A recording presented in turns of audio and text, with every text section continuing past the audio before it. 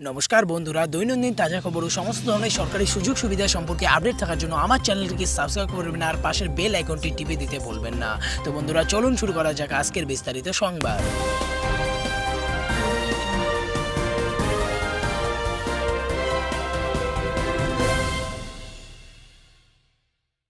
বন্ধুরা, আবারও প্রধানমন্ত্রী পদে নির্বাচিত হওয়ার পর আমাদের প্রধানমন্ত্রী নরেন্দ্র মোদী নিজের জলওয়া শুরু করে দিয়েছে। প্রধানমন্ত্রী পদে নির্বাচিত হওয়ার পরেই আমাদের নরেন্দ্র মোদী আবাস যোজনায় বিশাল কিছু পরিবর্তন এনেছে, যার মধ্যে 5 লাখ, 3 লাখ ও 1.5 লাখের কিছু স্কিম ছিল।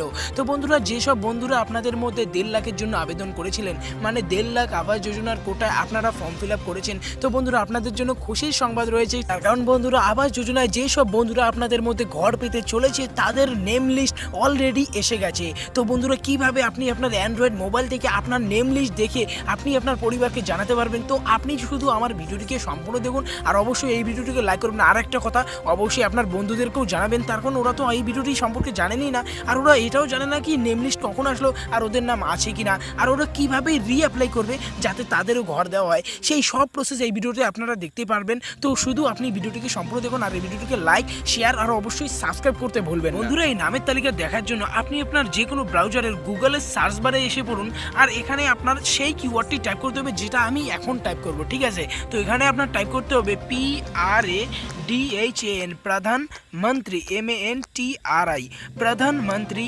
AWAS আবাস যোজনা, প্রধানমন্ত্রী আবাস যোজনা 2019, তারপরে LIST এটা টাইপ করে আপনারা সার্চ করে দিন। যখনই সার্চ করবেন বন্ধুরা, আপনাদের সামনে এই ধরনের অনেক লিঙ্ক আসবে, কিন্তু আপনার দেখতে হবে RH রিপোর্টিং এই ধরনের একটা ওয়েবসাইট আছে, আপনার এটাতে ক্লিক করতে হবে।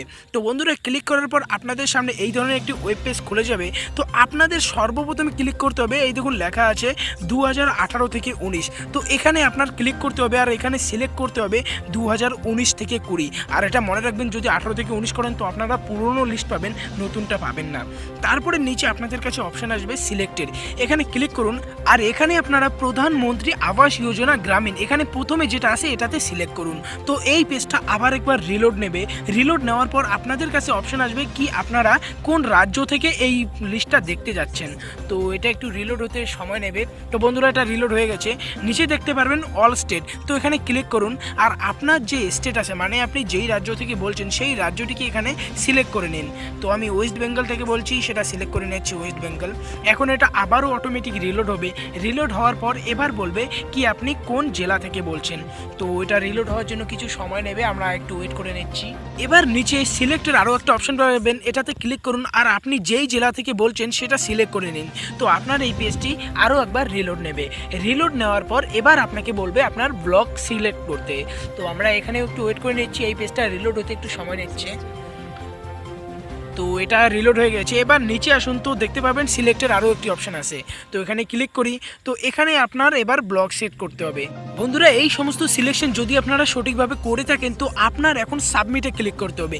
যখনই সাবমিটে ক্লিক করবেন তো আপনার সামনে আপনার রাজ্যের, আপনার জেলার, আপনার ব্লকের যতগুলো ঘর আসতে চলেছে, পেতে চলেছে, তাদের সবার নেম লিস্ট আপনি দেখতে পারবেন। তো বন্ধুরা, যেমনটা আপনারা এখানে দেখতে পাচ্ছেন যে আমার ব্লকে যতগুলো ঘর আসতে চলেছে, তো এখানে সবার নাম হয়েছে। তো বন্ধুরা, এইভাবে আপনারাও দেখতে পারবেন। আর বন্ধুরা, এখানে আরও একটি লিঙ্ক আছে যেখানে দেখতে পারবেন যে আপনার ব্লকের কোন অঞ্চলে কয়টি ঘর আসতে চলেছে, আপনারা সেটাও দেখতে পারবেন।